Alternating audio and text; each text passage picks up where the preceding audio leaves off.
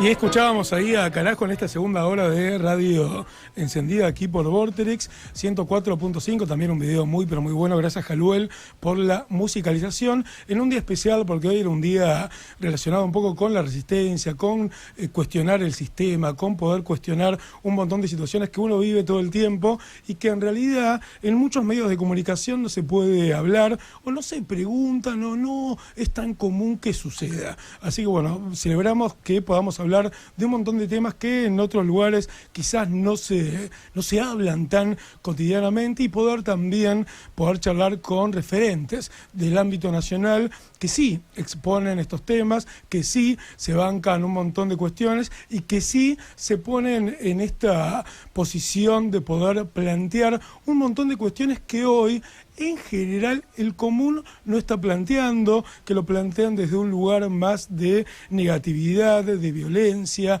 de romper con todo, pero romper que nos quieren romper a nosotros. Entonces, bueno, esas complicaciones entendemos que no tendrían que suceder. Y hoy tenemos la posibilidad y también el honor de poder tener a una activista política de hace muchos años, una dirigente política de antaño, que hoy realmente está metiéndole mucha garra, mucha fuerza con todo lo que tiene que ver con la izquierda a nivel nacional. Hoy es precandidata a presidente de la República Argentina, es actualmente diputada nacional también. Les estamos hablando de Miriam Bregman. Miriam, bienvenida a Radio Encendida, bienvenida a Vorterix Mar del Plata. ¿Cómo estás? ¿Qué tal? Buenas tardes para ustedes. ¿Cómo andas? ¿Bien?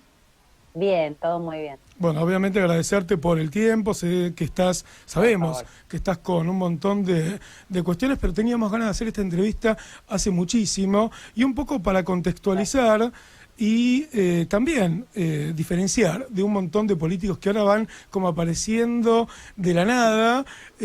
Vos venís trabajando hace un montón y hay un caso emblemático, el de Cerámica Zanón en Neuquén, que quiero que cuentes un poquitito para la gente que todavía quizás no te conoce, en qué consistía ese caso que realmente fue emblemático en la República Argentina y que te tuvo ahí bancando los trapos hace mucho tiempo. Me tiene bancando los trapos. Todavía sigo siendo abogada de los trabajadores y trabajadoras de Zanón, y el caso de Zanón es un caso muy emblemático en Argentina y en el mundo. Digo en el mundo porque han venido de distintos, Naomi Klein, por ejemplo, ha venido a la Argentina a conocer Zanón. Compañeros de Zanón que han sido invitados a viajar a Europa, a Grecia, cuando Grecia estalló, para que lleven su ejemplo. ¿Y por qué esto? Porque en el 2001, cuando los empresarios, grandes empresarios, como hacen ante cada crisis en la Argentina, se fugan la plata, en ese momento creo que eran las Islas Caimán, no me acuerdo cuál era el paraíso fiscal que estaba de moda en ese momento, se llevaron el dinero allá, cerraron la fábrica y dijeron cada cual a su casa y no van a cobrar nada porque esta empresa cerró, la crisis del 2001 y todas las excusas que tenían. ¡Qué locura!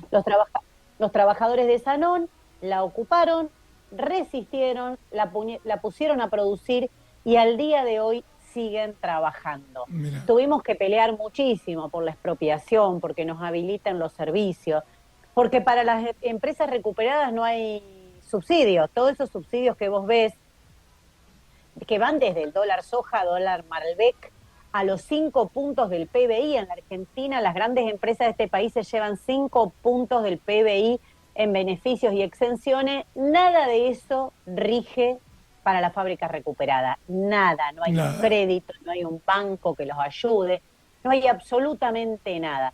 Entonces todo es a pulmón, todo es solidariamente y a pesar de eso se han ganado un lugar enorme en la comunidad, porque cuando vos necesitas un piso para una salita de primeros auxilios, sabés que en Zanón vas a encontrar una mano, como dice la canción de Arbolito, ¿no? Ahí se puede ver un cielo más claro. Bueno, Arbolito, Ataque 77, muchas bandas de rock han pasado por la fábrica y le han dedicado hermosas canciones, haciendo un poco de historia de todo lo que es esto. Y el ejemplo de Zanón fue un ejemplo vivo, otras fábricas lo copiaron. En el 2014, la gráfica Donnelley, en un conflicto en ese momento el gobierno de Cristina Fernández de Kirchner, con el fondo BlackRock, sí, de los grandes fondos que hoy todavía sí, siguen que están dando vuelta, país, ¿no? sí, sí.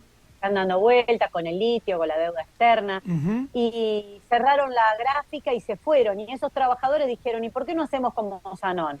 ¿Por qué no ocupamos y ponemos a producir? Y bueno, también estoy acompañando esa experiencia desde ese momento y algunas otras que muestran que la clase trabajadora siempre tiene salida, ¿viste? Para los escépticos que te dicen no se puede, no da la relación de fuerzas, no queda otra, tuve que agachar la cabeza. Bueno, los trabajadores y trabajadoras de este país han dado muchas muestras, y estas son algunas, de que siempre hay una alternativa. Mira, hay un si montón vos no la querés elegir, es otra cosa. Bueno, pero hay un montón siempre, sí, y bueno, y hay un montón de experiencias, por eso quería empezar un poco la entrevista con este caso emblemático, experiencias que tienen que ver, por un lado con los trabajadores, por otro lado con la responsabilidad de dirigentes políticos que se ponen al hombro esta cuestión de poder realmente ayudar a la clase trabajadora. Y ahí me surge esta cuestión. ¿Por qué hay un montón de temas que hoy no se están tratando? Me gustaría tu análisis, porque en realidad hoy hay como una derechización extrema de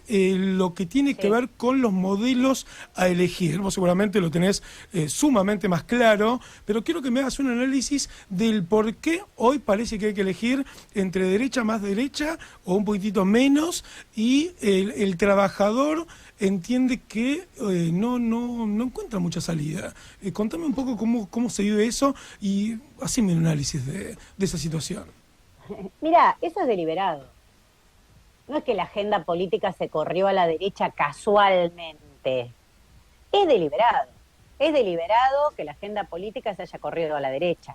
Es deliberado que ante la experiencia nefasta con el gobierno de Mauricio Macri, que hizo la clase trabajadora en nuestro país, el desencanto enorme por la experiencia hecha con el gobierno del Frente de Todos, las clases dominantes de este país hayan pensado que hay que buscar una alternativa, que ese enojo no se vaya a la izquierda. ¿Qué significa irse a la izquierda?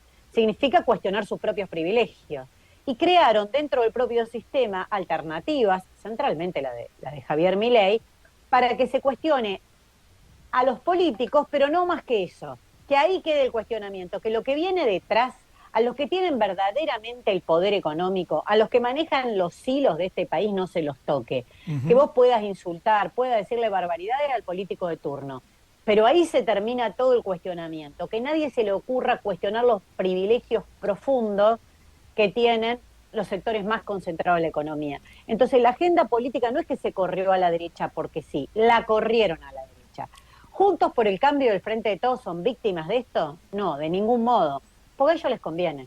¿Cómo corremos la agenda un poco a la izquierda, Miriam? ¿Cómo podemos empezar a poner en la agenda cuestiones que tienen que ver realmente con los trabajadores? Y me permito hacer un mini comentario en términos de lo que representa con el peronismo en este Frente de Todos, que un poco las conquistas sociales de la izquierda en general en todo el mundo fueron un poco representadas, vos decime, corregime o disentí con lo que estoy diciendo, canalizadas a través de lo que podría ser el peronismo. Pero hoy, en estos últimos años de Frente de Todos, toda esa expectativa, toda esa cuestión de que un montón de trabajadores, clase media, han puesto en el gobierno, eso realmente no se está dando. Bueno, el mismo Frente de Todos lo cuestiona. ¿Dónde va toda esa esperanza? No va a ir a Milei.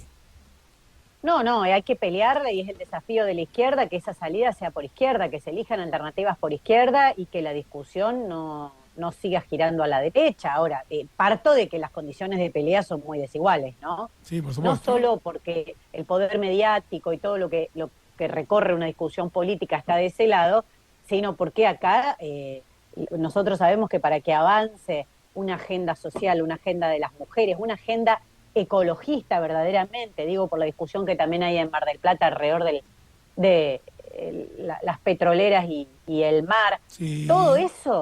Todo eso se gana con movilización, si no en la agenda no está, si no nadie te va a decir vamos a cuidar el mar, vamos a cuidar el agua, vamos a evitar la contaminación. Vienen y avanzan, como Jujuy avanzan con el litio, o en el sur con Vaca Muerta. ¿Por qué? Porque se ha estructurado el país, y el Frente de Todos es parte de eso, se ha estructurado el país para el pago de la deuda externa. Entonces, si vos estructurás el país para el pago de la deuda externa, la discusión política es cómo se consiguen dólares para pagar esa deuda.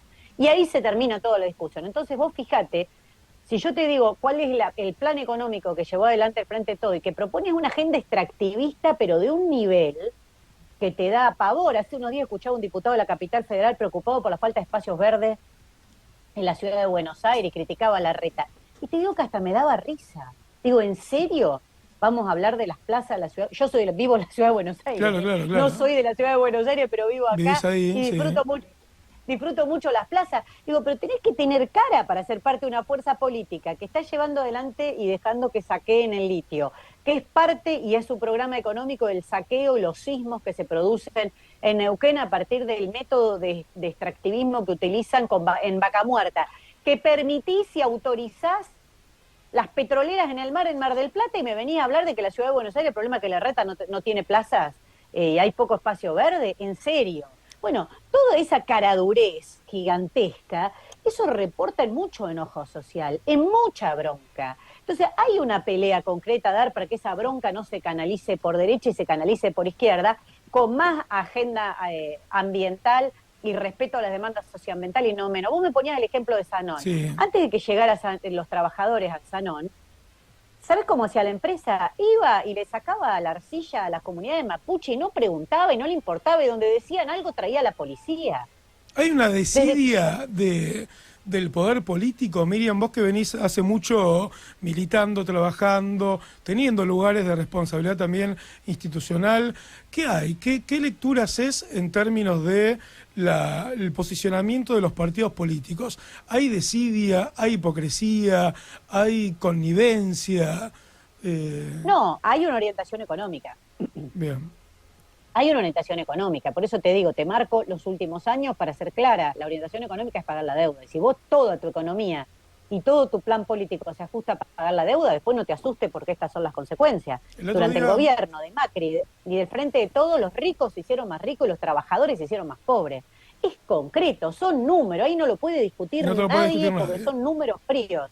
El otro día estaba hablando con amigos periodistas, amigos también, bueno, de otros ámbitos también, y charlábamos un poco lo que tiene que ver con esto de los números, esto de, se cumplieron 40 años, se están cumpliendo estos 40 años de democracia, y cómo los números más fríos hablan de un descalabro total en términos de el poder adquisitivo de la gente, los niveles de pobreza, el endeudamiento, y nadie lo frena. Y después también esto, y también te lo linkeo con otra cosa, con esta cuestión de que nos pasa que nada, yo quiero pedir un crédito, por ejemplo, del banco, vamos a algo sencillo, y te piden de todo, que esto, de aquello, no, pero ponele que te lo den, pero te piden esto, andá a no pagar, y todas las cosas que te piden para poder acceder a eso. Se pide un crédito al Fondo Monetario Internacional, uno de los créditos más grandes de la historia argentina, 45.000 millones de dólares. Es un pedido que está fuera de lo que es la ley, no pasó por el Congreso, es como toda una locura, y nadie dice nada. Bueno, vos decís, y algunos más, pero nadie habla del tema. Entonces la gente, te digo, el común de la gente se pregunta eso también, porque también son voces invisibilizadas, de decir, yo no puedo decir nada ante esto, nadie puede hacer nada con respecto a esto. ¿Qué me decís vos de eso? Sí, claro que se puede, porque no solo es ilegítimo. Es ilegítimo porque el fondo no es un banco que te da un préstamo. Claro. Es un mecanismo de dominación de nuestros países, de condicionamiento geopolítico, donde lo económico es una parte, pero el condicionamiento es mucho mayor. No solamente te imponen condiciones económicas, te imponen condiciones políticas. Bueno, pero además de esa ilegitimidad, es ilegal el acuerdo, como bien señalás vos. Y nada que es ilegal uno tiene por qué cumplirlo. Exacto. Es notoriamente ilegal. Entonces, la decisión política que tomó el Frente de Todos de cumplir ese acuerdo, se tiene que hacer responsable. Yo te digo porque yo lo viví, fui a muchos debates cuando se discutía el acuerdo en el Congreso, y me decían, ustedes quieren el caos, como que nosotros, no, el caos es el FMI, claro. El caos te lo trae el FMI. Nosotros decíamos, el acuerdo es inflacionario y recesivo, pero ¿qué soy, adivina? Ojalá, pero te digo la verdad, no. Es la experiencia histórica de Argentina y de América Latina que te demuestra para qué están hechos los acuerdos con el fondo y a dónde te llevan. Ahí tenemos... Y es lo que estamos viviendo hoy. No, lo que se está viviendo y realmente estamos en una situación bastante complicada. Tenemos un montón de preguntas del público, quiero acompañar algunas de las preguntas que van surgiendo, bueno, y también comentarte que en esto de invisibilización, alguna invisibilización que se produce, más que nada con el sector de la izquierda, en términos de medios masivos, veía que tuvieron un acto muy masivo, con mucha gente, porque, digamos, y esto linkeó también con algunas de las preguntas del público, que dicen, bueno, ¿cómo argumentar a alguien que dice que no vota a la izquierda porque no va a ganar? Digamos, es como esa pregunta histórica, también como no va a ganar, yo los quiero votar, pero no los voto porque no van a llegar. Y yo veo que hay un montón de gente que los va siguiendo, hay un montón de actos, después cuando dicen los jóvenes, no, los jóvenes siguen solamente a Milei. Y veo que hay un montón de jóvenes que creen en que puede haber una fuerza de los trabajadores. Te tiro un montón de preguntas juntas, pero sé que vas a poder responder todo también y poder hacer como un resumen de todo esto que estoy compartiendo con vos. Bueno, si no nos votaran no podría ser diputada nacional y no podríamos cumplir el rol que estamos cumpliendo de denuncia, todo esto que te digo del fondo y todo. Si no está a la izquierda no lo dice nadie, te garantizo que ahí los únicos que denunciamos esto, los únicos que denunciamos que los empresarios se llevan 5 puntos el PBI, los únicos que nos oponemos a la entrada de tropas con el operativo UNITAS, como se votó el otro día, somos nosotros, es decir, un operativo que Estados Unidos montó para ahogar a la revolución cubana. Acá le votan las entradas de tropas. Te digo, te puedo nombrar temas políticos, militares, económicos, y que si no está la izquierda, todo eso. Y la izquierda siendo cabeza de las peleas, como fuimos con el derecho al aborto y demás. Es decir, si no nos votaran, no estaríamos. Nos votan, por suerte, y nos acompaña un montón de gente. Yo soy diputada nacional después de 20 años que la izquierda no tenía un diputado por la ciudad de Buenos Aires. Tenemos concejales en la mayoría de los municipios del Gran Buenos Aires, en una lista que fue encabezada por mi compañero Nicolás del Caño. Después de años jamás la izquierda había tenido concejal, y te pongo un ejemplo de este domingo. Estamos peleando el segundo lugar en Jujuy, alertando que nos quieren hacer fraude porque nos están dando muy alto las encuestas. Voy a viajar allá precisamente para acompañar a Alejandro Vilca y a mis compañeros por eso. Entonces nos acompañan. Segundo, votar a la izquierda es un mensaje político. No es lo mismo el resultado que la izquierda tenga. Porque vos sabés que la izquierda es el símbolo de que defensa la educación pública, defensa del ambiente, defensa de la salud pública, defensa irrestricta de los derechos de las mujeres. No es lo mismo qué resultado tenga la izquierda. ¿Vos te parece que hubiese sido lo mismo la ciudad de Buenos Aires el 2021, que solo hubiese salido Milei diputado y nosotros no? No, yo creo que hubiese sido una derechización absoluta y un mensaje político para quienes gobiernan, para las clases dominantes y demás. Ojo, bueno, no lo pueden decir que toda la Argentina se derechizó porque la tercera fuerza nacional fue la izquierda en la última elección. Lo pueden ocultar. Ocultarlo lo ocultan, porque si yo no te lo digo seguro que ni te lo acordás. Pero seguro que la lectura política es muy distinta. Entonces yo siempre pido que nos acompañen, aunque a veces no coincidan con todas nuestras ideas, porque vos estás diciendo el camino es por acá, el camino es con más solidaridad para los de abajo, el camino es con más peleas en común, el camino es contra la burocracia sindical que está comiendo sanguchito en todos los actos oficiales y no aparece en una sola lucha. El camino es de apoyo a los trabajadores que pelean, porque cuando a vos te despiden de un laburo, vos sabés que lo que van a estar afuera acompañándote es la izquierda. Y sí. Bueno, Miriam, entonces si esta izquierda tiene fuerza, no tiene fuerza, no es lo mismo para la realidad política. Sí, perdón. No, perdón vos, en realidad te llevo a algo personal. ¿Qué lleva a Miriam Bregman a meterse en política? ¿Qué es desde chica? ¿Alguna cuestión familiar? ¿Alguna situación vivida? ¿Qué le hace participar de política tan apasionadamente? Sí. Siempre me gustó mucho, y empecé a estudiar abogacía, cursé derechos humanos y me encantó. Y lo primero que hice, mi acercamiento, fue alrededor de la militancia de derechos humanos, que la sigo hasta el día de hoy porque realmente me apasiona, es algo que me gusta muchísimo, toda la discusión. Y bueno, aprovecho para decir que mando un saludo muy grande a la familia de Brandon Romero, que está peleando el inicio del juicio, este caso tan emblemático que hemos estado con su familia, y quiero acompañarlos especialmente. Pero después de eso me fui acercando y dije, bueno, tengo que dar un pasito más, ¿no? Porque si yo quiero defender los derechos humanos en este sistema, es un sistema que es estructuralmente injusto, el capitalismo. El 30% de la comida que se produce en el mundo se tira.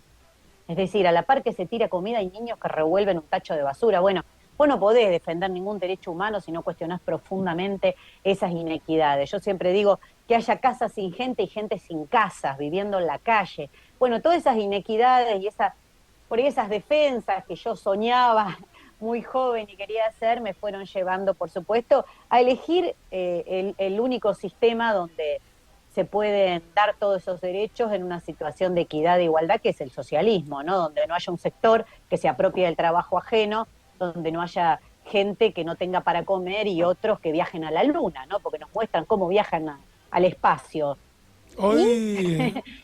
Hoy Miriam Bregman, después de mucha lucha, estuviste también en el juicio contra Acosta, estuviste relación con el juicio de Rodolfo Walsh, estuviste con Soy abogada del caso Rodolfo Walsh y de Vicky Walsh, que también estamos peleando para que vaya a juicio oral, mirá qué cantidad de años después. Muchísimos, mirá qué increíble. Bueno, muchísimos casos súper emblemáticos que hablan un poco de esta lucha que tiene que ver con los derechos humanos, histórica, y realmente que, en particular desde el programa y yo personalmente me parece que es algo fundamental que haya personas y movimientos que banquen esa lucha. Pero hoy te encuentra, luego de toda esta historia que tenés, como precandidata a presidente de la República Argentina.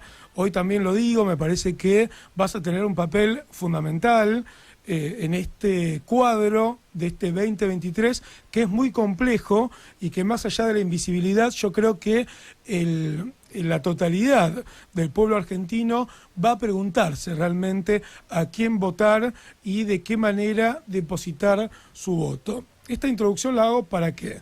Para poder que vos nos puedas contar ¿cómo sería Miriam Bregman en términos concretos? ¿Qué haría Miriam Bregman en términos concretos una vez que accediera a la presidencia de la Nación? Vamos a plantearnos este caso.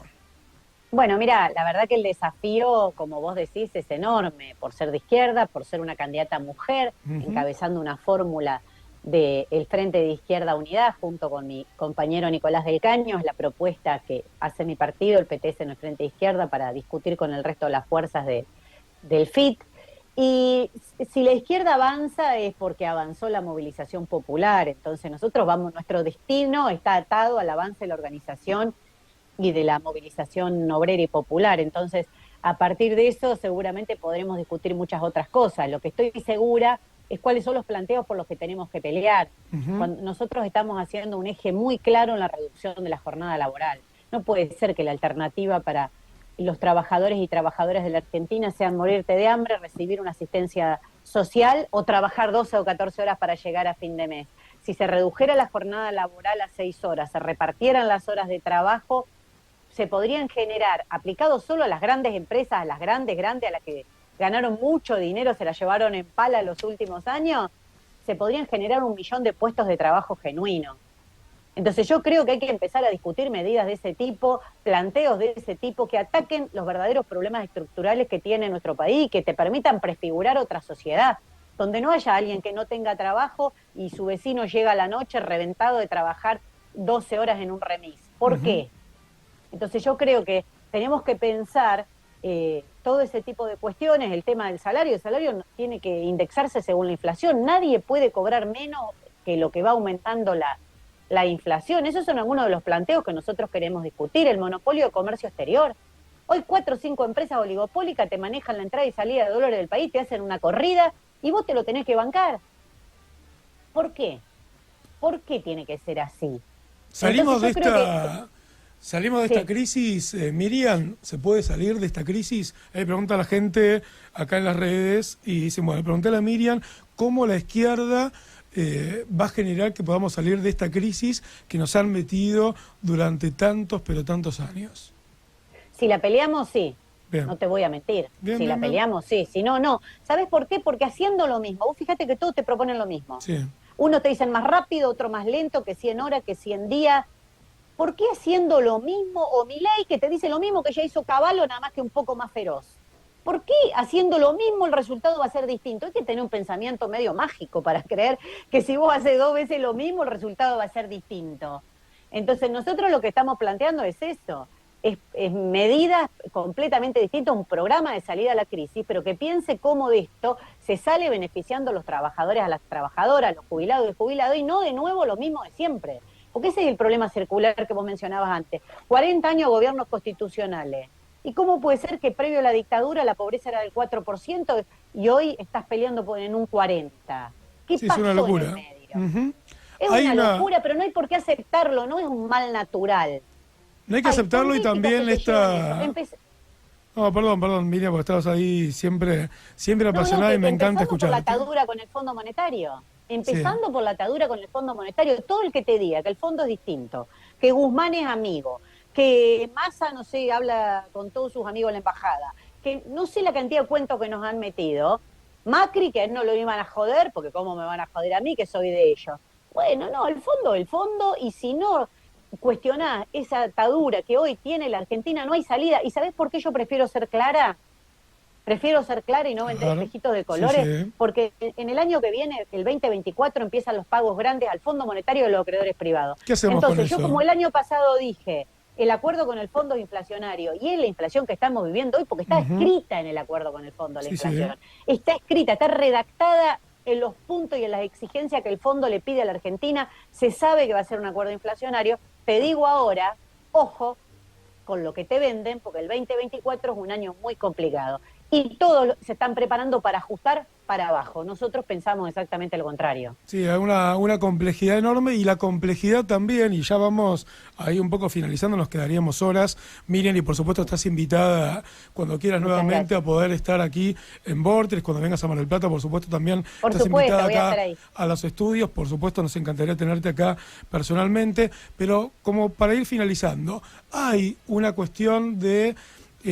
más allá de la cuestión hegemónica, de una crisis de representatividad en términos de que pero gente, yo creo que la mayoría de las personas no encuentran en la política hoy personas que le puedan hablar claramente y que no le vendan espejitos de colores y que no le digan algo que después nadie cumple. Pues como dicen, bueno, entonces nadie cumple, nada se respeta, si el acuerdo es ilegal y bueno, no pasa nada, si el otro robó y bueno, es lo mismo, si el otro se endeudó y bueno, no se puede hacer nada.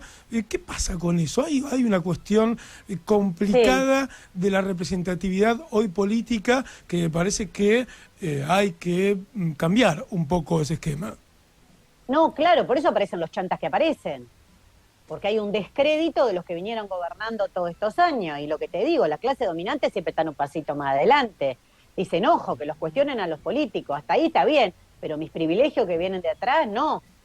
Si yo te digo que voy a destruir el Banco Central, lo que te estoy diciendo es que voy a dejar que se fugue la plata más rápido. ¿Qué te estoy diciendo?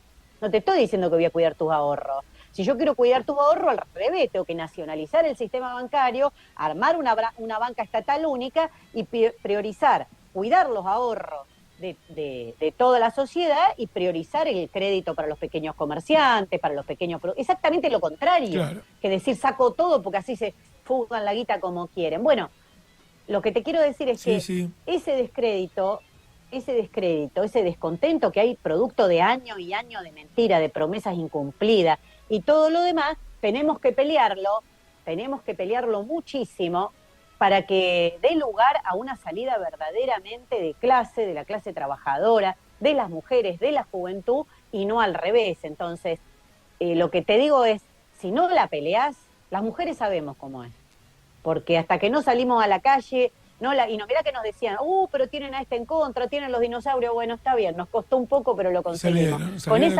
Con esa misma fuerza de las mujeres, creo que hay que enfrentar esto y aprovechar la campaña electoral para discutir las verdaderas medidas estructurales y de fondo, no seguir discutiendo locuras o 100 horas, 100 días, cuánto ajuste más, cuánto ajuste menos. ¿Por qué? Que se ajusten ellos, que se ajusten lo que ganaron, que se ajusten lo que se fugaron el dinero, no nosotros. Bien. Hay que pensar, o en este caso, ¿pensás en alianzas un poco más amplias de cara también a esta contienda electoral, Miriam? ¿Piensan ustedes? Mira, nosotros tenemos el Frente Izquierda Unidad, que reúne a los 4 partidos más grandes de la izquierda en Argentina, que es algo que siempre nos decían, ¿no? La izquierda se tiene que unir. Bueno, nos unimos y hace varios años que la venimos peleando. Y me parece que es importante, yo estoy convencida que es muy importante el esfuerzo que hemos hecho por la unidad y que hacemos, somos partidos diferentes, con debates obviamente, pero el esfuerzo que hacemos por la unidad me parece que es reconocido y por eso hemos avanzado en representación y en reconocimiento como una verdadera política de independencia de clase en los últimos años. Nosotros tenemos un programa, y yo tengo coherencia de valores, y no lo cambio por acceder a ninguna banca ni a ningún nada. Yo creo que lo más importante que hemos tenido, y por eso nos mantenemos en el tiempo, es porque tenemos coherencia, valores y un programa concreto que si adherís con eso, obviamente podés estar con el Frente de Izquierda, pero no es cuestión de rejunte y sumar a todo el mundo, porque lo veo siempre, mira, lo veo en la ciudad de Buenos Aires. Los rejuntes que han hecho acá, y vuelve a ganar Macri, ¿viste? Entonces, no es ni efectivo electoralmente ni efectivo políticamente. Nosotros lo que queremos es verdaderamente una política que responda a lo que pensamos, a la coherencia que tenemos y a los valores que representamos. Vos estás seguro que si vos votás a la izquierda, no es que mañana te va a salir algo que no esperabas. A seguir con esa coherencia, a seguir con esa lucha, a seguir sumando voluntades y a seguir creyendo que la política es una herramienta imprescindible de transformación, porque, digamos, las nuevas generaciones tienen que entender que hay gente con valores, que hay gente que realmente la lucha desde hace un montón y que no es que salió de un repollo de un día para el otro, contando cualquier cosita, sino que vienen realmente trabajando desde hace mucho, pero mucho tiempo y cambiando realmente un montón de cuestiones que se van cambiando. Espero que tengas un gran, pero gran año, que puedas tener la posibilidad de poder cumplir con todo eso que tenés ganas de poder hacer por el país, y por supuesto te esperamos aquí, como te decía, acá en Mar del Plata. Cuando vengas, date una vueltita por la radio, te esperamos acá en el estudio para que cuentes, seguramente estarás ya con la campaña nacional, y para cerrar un poquitito, el mensaje que quieras para toda esta comunidad que te está escuchando, Miriam. No, lo que dijiste vos, menos producto de marketing y más producto de lucha. Creo que lo mejor que podemos mostrar son las peleas que hemos dado y las peleas que nos planteamos dar, hablando siempre de frente y diciendo por qué cosas peleamos, ¿no? Hay mucha... En la campaña electoral aparecen muchos los espejitos de colores y hay que estar muy alerta, y tenemos un gran desafío con la juventud. Así que a esos pibes y a esas pibas, que no se resignen, que no bajen la cabeza, que la tenemos que pelear y que el futuro será socialista o no será, que bajo este capitalismo no tiene nada para ofrecer a las jóvenes generaciones. A estar alertas y bueno, como siempre, un placer enorme, Miriam. Gracias por tu tiempo, gracias por estas palabras, gracias por esta charla, gracias por esta entrevista, y sos bienvenidísima cuando quieras. Muchas aquí gracias. A Radio Encendida y a Vorterix Mar del Plata. Un placer realmente. Muchas gracias por el espacio. Bueno, y nosotros seguimos luego de esta realmente entrevista hermosa y con Miriam. Qué pasión, qué lindo cuando la gente se apasiona con la política y que le mete realmente lucha, honestidad y muchos valores puestos en juego. Tanda, volvemos, ya vamos cerrando un poquito de deporte aquí en Radio Encendida por Vorterix. Vamos a la tanda.